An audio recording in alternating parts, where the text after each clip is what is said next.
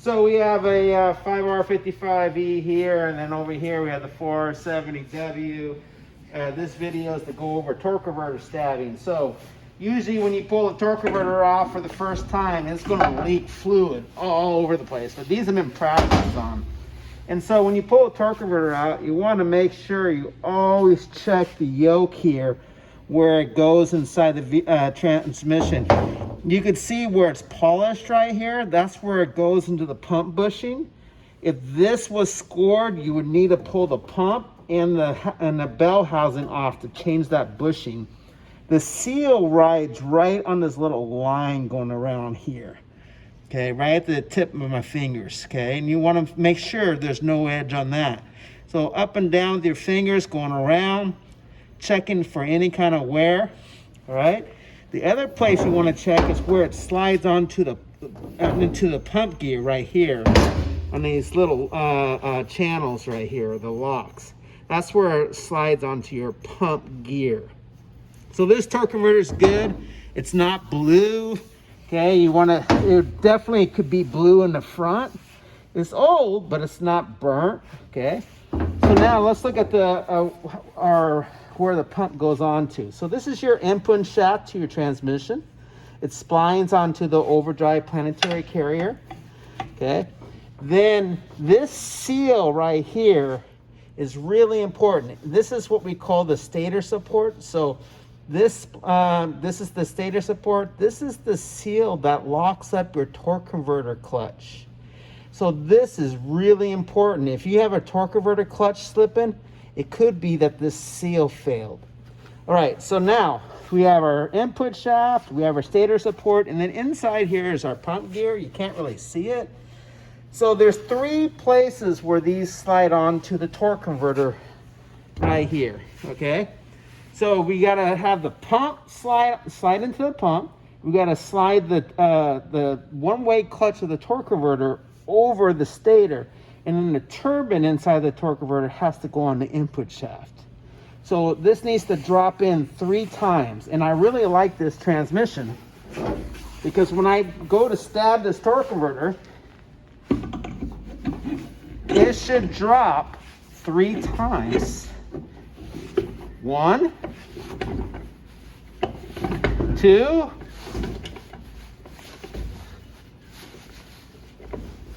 I still don't got it. There we go, 3. And you can hear it bottom out. Okay? So 3 times you need to get on to drop that torque converter in. First one's the input shaft to the turbine.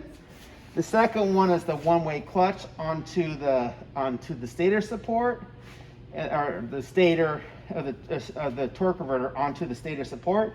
And the last one is the pump inside the transmission.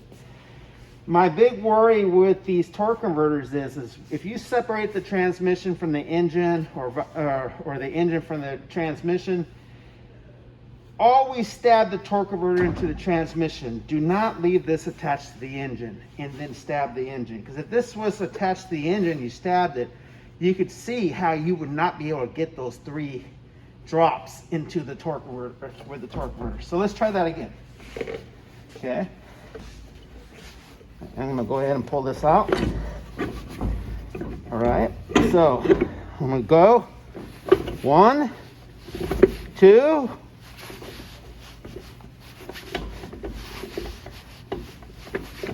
3, and it should bottom out, right?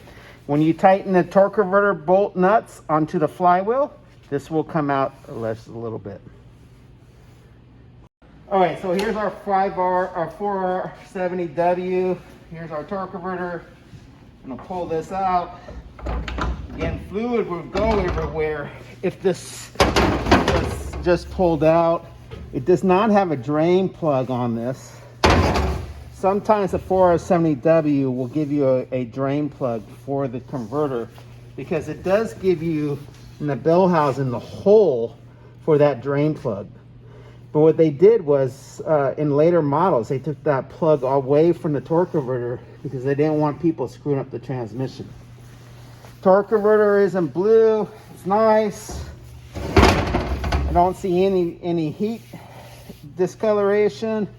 Check my seal surface, moving my fingers up and down. Feels good to me. Channel grooves to the pump look good. Okay.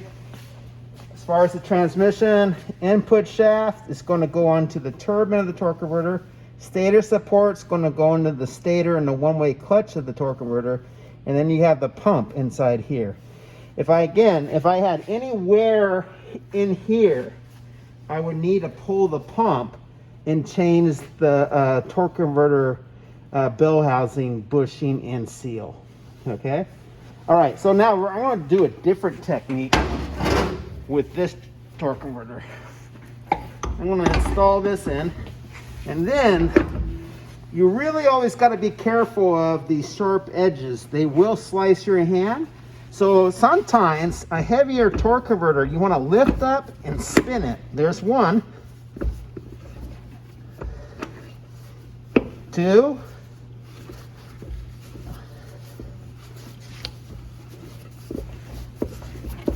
might be all the way down. Yep, I think I got two on at the same time there, because it went pretty far. All right, so now, all right, so like I say, I think it dropped in two spots at the same time, and that does happen. So what ends up being the conflict is, are you in all the way? Most manufacturers will have a special measurement where you take a straight edge and it will give you the gap from the front of the torque converter to the straight edge, and there should be a gap there, which means that you're all the way into the bell housing. So this is a measurement you could actually look up. It looks like this one's about 1/4 of an inch. Let's go check the other transmission over here. So how do we know for sure we're in all the way? You take a straight edge to the bell housing, and this one looks like the spec would be 1/2 inch. Okay, so every transmission is going to have that spec to let you know the torque converter is in all the way.